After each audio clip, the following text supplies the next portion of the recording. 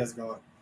So this is a video on how to create a video. So I use Loom.com. If you have any virtual assistants, or if you just want to make any videos that are on your computer of you doing stuff, it comes in handy for that.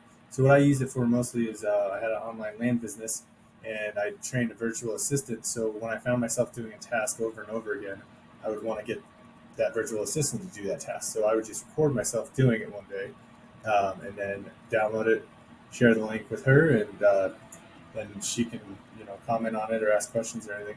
So just go to loom.com, set up an account, just record a video. And as you can see you here, or you can see what you're working on your computer. So it's a really handy tool for virtual assistants, training. Say you just have you want to do a Zoom meeting with a team or something, but more of a presentation kind of. You can just do it this way, show them exactly what you want it done, or maybe go over some Excel numbers or whatever, and you're good to go. And that's all you got to do.